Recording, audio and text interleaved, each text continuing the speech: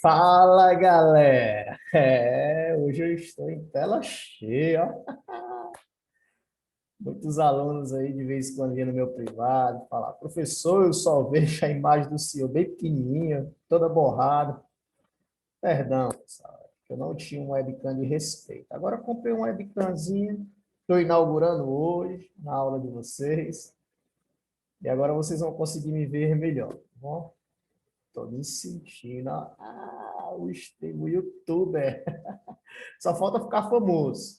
Vamos lá? Vamos para o conteúdo, que é o que importa. E aí, galera? Vamos lá, ó. O tema da nossa aula de hoje. As grandes navegações. Tá aqui o tema. Deixa eu só colocar aqui o pincel de destaque. Tirar minha tela que está no meio. Tá aqui o tema da aula de hoje. As grandes navegações. O livro de vocês não chama dessa forma. Se você for olhar, o conteúdo que vamos estudar na aula de hoje está lá no capítulo 2. O livro chama de A Expansão Marítima Europeia. Em outras palavras, esse capítulo vai retratar o episódio que ficou conhecido como As Grandes Navegações. Conteúdo bem tranquilo, bem fácil. Eu acredito que nenhum de vocês deva sentir dificuldade. Beleza? Para quem não me conhece, sou Edvardo Zaranza. Para os íntimos, eu sei que vocês já são íntimos, pode me chamar de Edvardinho. Vamos lá. Continuando.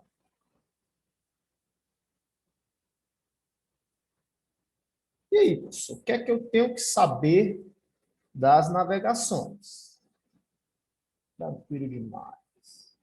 A primeira informação é justamente o tal do contexto. Qual foi o contexto histórico? Quando as grandes navegações vão acontecer? As grandes navegações acontecem no chamado período de transição. Presta atenção. Período de transição. Professor, o que é isso, período de transição? É um período de passagem. Eu estou saindo de um período e entrando em outro. Como assim, professor? As grandes navegações, elas vão acontecer no final da Idade Média para a Idade Moderna. Então, por isso, colocamos aí as grandes navegações no contexto de um período de transição. Ou seja, as grandes navegações elas acontecem saindo da Idade Média e entrando na chamada Idade Moderna. Beleza? Tranquilo, fácil, né? E aí, como é um período de transição, um período de passagem, de transformação, esse período ele vai ser marcado tanto por rupturas como também por permanências. Professor, o que é isso? Rupturas seriam mudanças. É um período marcado por inúmeras mudanças, mas também é um período marcado por permanências, coisas que vão continuar do jeito que era na Idade Média, vão continuar aí na Idade Moderna. Então, terá as mudanças, as rupturas, como também terá as permanências. São várias. Poderia passar uma hora falando de rupturas e permanências, mas eu não vou fazer isso. Eu vou apenas colocar as duas principais no meu ponto de vista, beleza? E aí, vamos começar pelas rupturas. A primeira ruptura, você vai ter que lembrar da palavra burguesia. Burguesia, burguesia, burguesia. O que é isso? Durante esse episódio aí de transição, vamos ter aí uma classe social surgindo. Que classe é essa? A burguesia. Ou seja, a classe dos comerciantes. Então, isso aí é uma mudança, é uma ruptura. o surgimento de uma nova classe social, a burguesia, os comerciantes, beleza? Uma outra mudança interessante, uma outra ruptura que você não pode esquecer é o fortalecimento do comércio. Olha o termo que eu usei. Fortalecimento. Viu?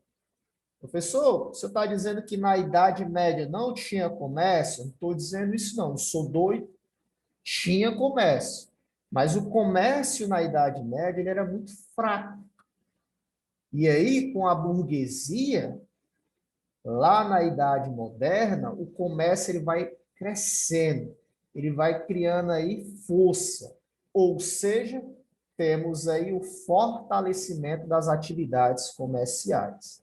Então, está aí uma outra ruptura, uma outra mudança que vai acontecer nesse período de transição. Aí as duas. Surgimento da burguesia, fortalecimento do comércio. Professor, e as permanências? O que é que vai continuar? O que é que tinha na Idade Média e vamos conseguir ver novamente na Idade Moderna? Tranquilo. Elites no poder. Está aí uma permanência. Na Idade Média, quem mandava eram as elites.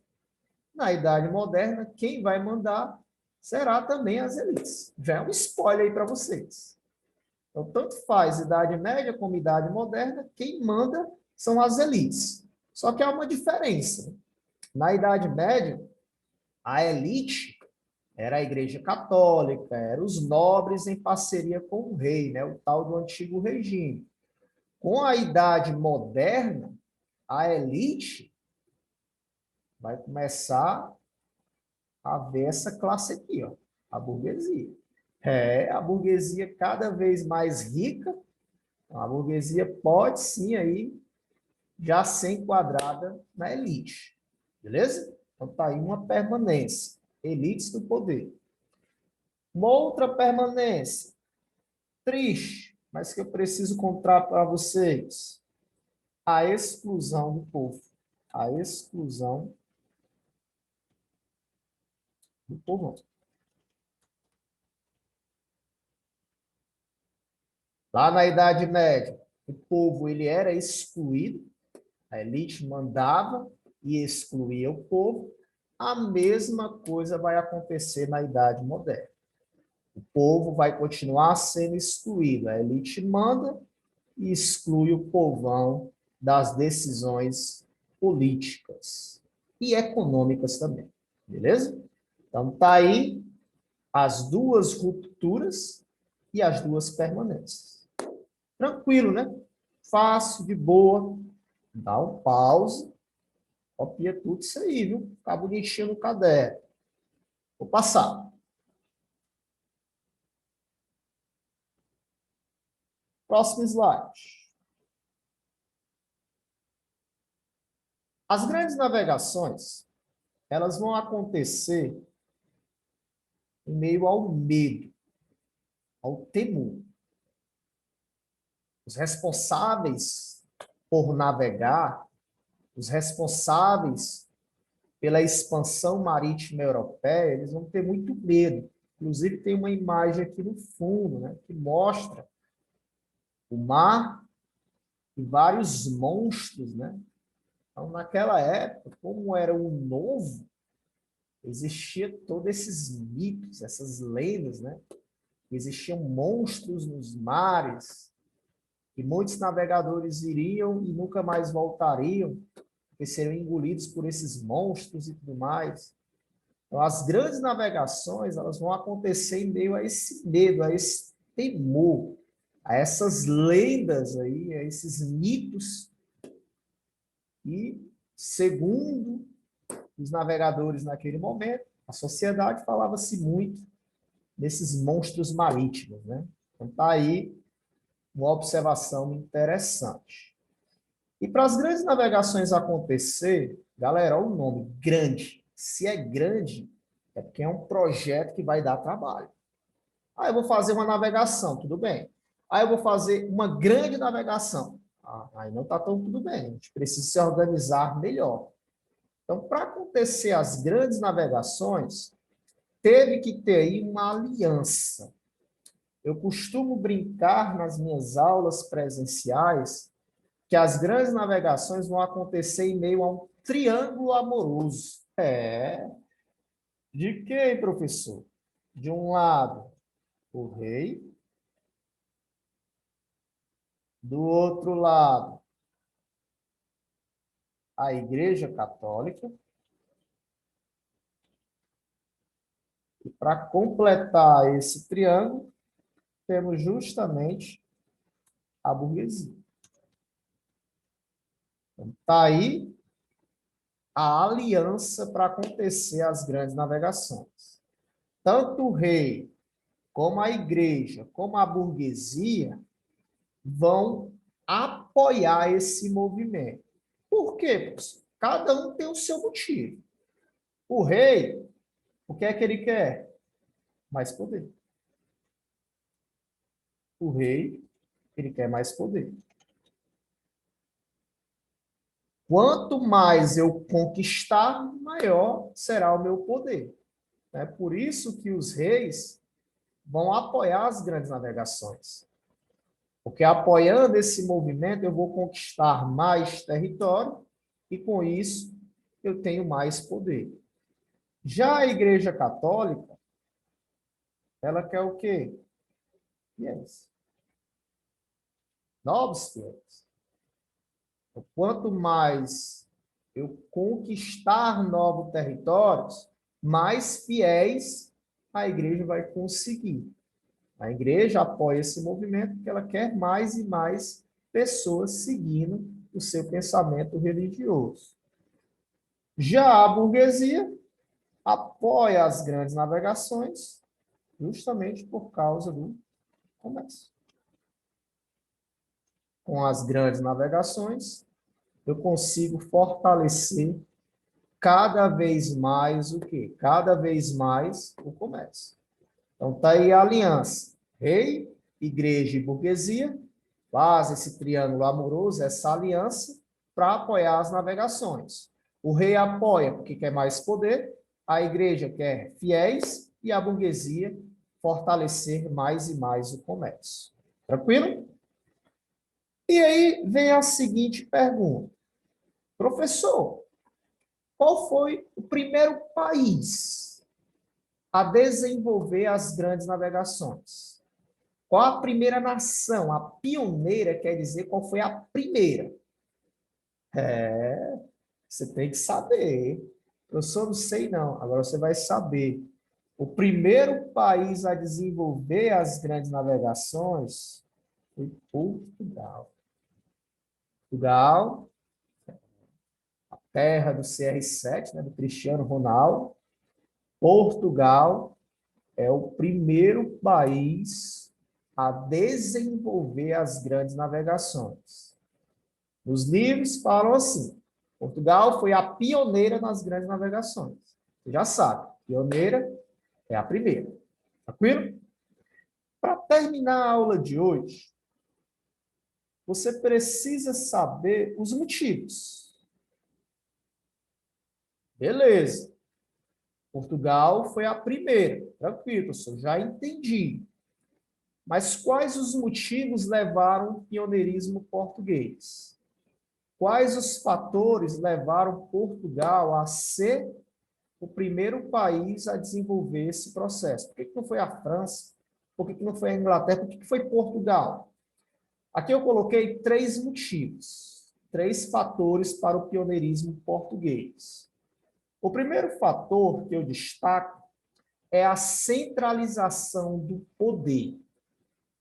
Portugal foi o primeiro país europeu a possuir uma monarquia centralizada. O poder estava na mão da dinastia Aves. A família Aves controlava aí as terras de Portugal. Isso o que tem a ver? Galera, para você desenvolver um projeto grandioso, que seria as grandes navegações, eu precisava ter a minha política já organizada, centralizada. Portugal já tinha essa centralização, já tinha essa organização. Os outros países ainda estavam acontecendo guerra para ver quem era que governava esses países. Enquanto Portugal, não, Portugal está tranquilo, está relaxado, está organizado. Quem manda é a família Aves. Ponto final, não tem discussão. Então, a dinastia Aves, ela consegue organizar Portugal e Portugal, com isso, consegue promover as grandes navegações. Então, a centralização do poder na mão da dinastia Aves vai ser um dos fatores do pioneirismo português.